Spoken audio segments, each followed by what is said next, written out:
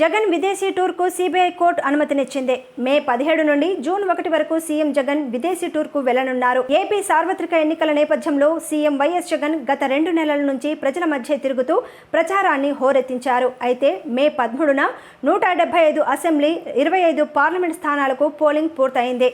June 4న ఫలితాలు విడుదల కానున్నాయి.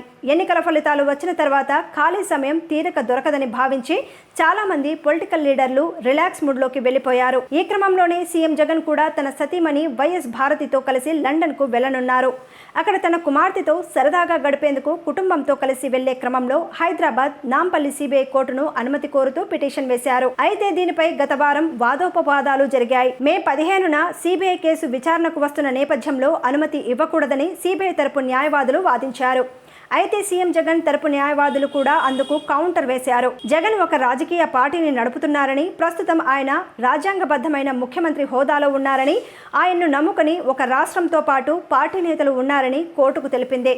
దీనిపై వాదనలు విన్న సిబిఐ న్యాయమూర్తి తీర్పును మే 14కు వాయిదా వేశారు. తిరిగి అదే రోజు తీర్పు వెలువరించే క్రమంలో సీఎం వైఎస్ జగన్ కు విదేశాలకు వెళ్లేందుకు అనుమతి ఇస్తూ ఆదేశాలు జారీ చేసింది. చట్టంలోని రైట్ టు ట్రావెల్ అబ్రాడ్ ప్రకారం బెయిల్లో ఉన్న వ్యక్తికి అతని పరిస్థితులు, ప్రవర్తనను బట్టి విదేశాలకు వెళ్లేందుకు అవకాశం కల్పించవచ్చని తెలిపింది. దీంతో మే 17 నుంచి జూన్ 1 వరకు లండన్ వెళ్లేందుకు అనుమతి ఇస్తూ ఉత్తర్వులు జారీ చేసింది. కుటుంబంతో కలిసి వెకేషన్ కు విదేశాలకు వెళ్లేందుకు సీఎం జగన్ కోరిన అనుమతిని మంజూరు చేసింది. సిబిఐ కేసుల్లో బెయిల్ మీద ఉన్న సీఎం జగన్ ఇప్పటికే చాలా అనుమతి తీసుకొని లండన్, దావోస్ వెళ్లారు. గతంలో తన కుమార్తె పెద్ద చదువుల నిమిత్తం ఆమెను లండన్ లో విడిచిపెట్టి వచ్చేందుకు కూడా తోడుగా వెళ్లారు. ఇలా చాలాసార్లు సీఎం జగన్ విదేశాలకు వెళ్లి తిరిగి కోర్టు చెప్పిన గడువులోపు తిరిగి రావడంతో ఈసారి కూడా విదేశాలకు వెళ్లేందుకు గ్రీన్ సిగ్నల్ ఇచ్చింది కోర్టు.